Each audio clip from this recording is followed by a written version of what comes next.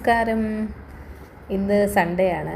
ഞാനും കണ്ണനും കൂടെ എടപ്പള്ളി കൂനന്തയിലുള്ള ഹിഡൻ എന്ന് പറയുന്നൊരു പുതിയ റെസ്റ്റോറൻറ്റ് അവൻ ഇൻസ്റ്റഗ്രാമിൽ റീല് കണ്ടുകൊണ്ടിരിക്കുന്നതിന് ഇടയിൽ കണ്ടു. അപ്പോൾ അവൻ പറഞ്ഞു പുതുതായിട്ട് തുടങ്ങിയതാണെന്ന് തോന്നുന്നു, നല്ല സൂപ്പറാണെന്നാണ് ആ റിവ്യൂ കണ്ടതെന്നൊക്കെ പറഞ്ഞു. അപ്പോൾ അങ്ങനെ ഇപ്പം വൈകുന്നേരം ഞങ്ങൾ നേരെ അവിടേക്ക് വെച്ച് പിടിച്ചു. അപ്പോൾ അവിടെ തന്നെ ഗേറ്റൊക്കെ കണ്ടില്ലേ? ഗേറ്റൊക്കെ കണ്ടത് ബൈക്കാണോ, സ്ക്രൂ ആണോ, നട്ടാണോ, ബോൾട്ടാണോ, ഇതെല്ലാം കൂടെ ചേർന്നിട്ട് അവർ ഗേറ്റ് ഉണ്ടാക്കി വെച്ചിരിക്കുന്നില്ല. അത് തന്നെ ഒരു രസമുണ്ട് കാണാനായിട്ട്. അപ്പോൾ എനിക്കിതൊന്നും മനസ്സിലായില്ല, എന്താ മെഷീനറീസോ എന്തെങ്കിലുമൊക്കെയോ കാണിച്ച്, തോക്കോ അങ്ങനെയൊക്കെയുള്ള സാധനം വെച്ചിട്ടാണ്. ഹിഡൻ കേട്ടോ, ഹിഡൻ.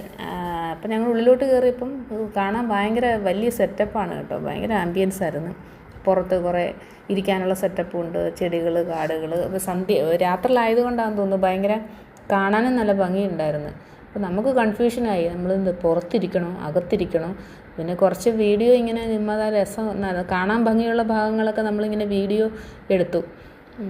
ആൾക്കാർ ഇപ്പോൾ തനിയൊക്കെ വന്നിരുന്നിട്ട് ആൾക്കാരിപ്പം ഇങ്ങനെ സമയം ചിലവഴിക്കാനൊക്കെ പറ്റിയ ഒരു അന്തരീക്ഷം, കലാകാരന്മാർക്കൊക്കെ വന്നിരുന്ന് സമയം ചിലവഴിക്കാൻ പറ്റിയ ഒരു സ്ഥലം എന്നുള്ള. ഇടയ്ക്ക് ചായ ഓർഡർ ചെയ്യാം, കുടിക്കാം, അങ്ങനെയൊക്കെയുള്ളൊരു സെറ്റപ്പാണ് എനിക്ക് പുറത്തുനിന്ന് കണ്ടപ്പം തോന്നിയത്.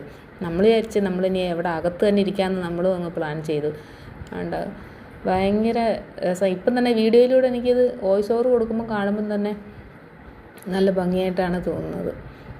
അങ്ങനെ ഞങ്ങൾ അകത്തേക്ക് കയറാൻ പോവുകയാണ്. പക്ഷേ പുറത്ത് ഇങ്ങനെ ഭയങ്കര ആൾക്കൂട്ടമൊന്നും ഉണ്ടായിരുന്നില്ല. ഞങ്ങൾ ചെന്ന സമയത്തിൻ്റെ ആണോ എന്ന് അറിഞ്ഞൂടാ, എന്നാലും ഭയങ്കര ആളൊന്നും അതിനകത്ത് കണ്ടില്ല. അകത്തും വലിയ തിരക്കൊന്നും കണ്ടില്ല.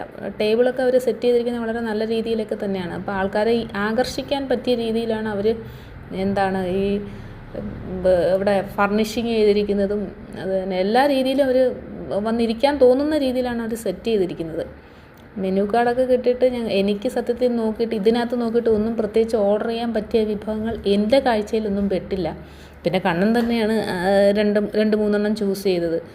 നേരത്തെ ലൈറ്റ് കൊടുത്തിരിക്കുന്നുണ്ട് അവിടെ, അതിൻ്റെ ഒരു കോർണർ, ആ റൂമിൻ്റെ കോർണറിലുള്ള ലൈറ്റാണ്, നല്ല ഭംഗിയുണ്ടായിരുന്നു.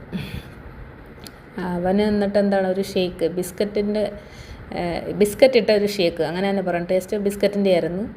അത് കുഴപ്പമില്ല, അത് ഞാനും കൈവച്ചായിരുന്നു അതിനകത്ത്, കുഴപ്പമില്ലെന്ന് തോന്നുന്നു. പിന്നെ സ്പെഗറ്റിയാണ്, അത് വോളിയമൊക്കെ വളരെ കുറവാണ് ഉള്ളത്. എനിക്കത്ര സ്പെഗറ്റി ഇഷ്ടപ്പെടാത്തതുകൊണ്ടായിരിക്കാം എനിക്കിഷ്ടപ്പെട്ടില്ല. പിന്നെ സ്വീറ്റ് ചിക്കൻ, അപ്പം അതാണ് ഞങ്ങൾ ചെയ്തത്. അതിപ്പോൾ പരീക്ഷണമായിരുന്നു. അതിൽ സ്പെഗറ്റി അവൻ മാത്രം പരീക്ഷിച്ച്, ഞാനതിലേക്ക് എനിക്ക് ഇഷ്ടപ്പെട്ടില്ലാത്തത് കൊണ്ട് ഇല്ല. അത് കണ്ടോ, നമ്മൾ വാഷിൻ്റെ അവിടത്തുള്ള സെറ്റപ്പ് കണ്ടോ. സത്യത്തിൽ ഞങ്ങൾക്കത് എങ്ങോട്ട് തിരിക്കണമെന്ന് അറിയത്തില്ലായിരുന്നു.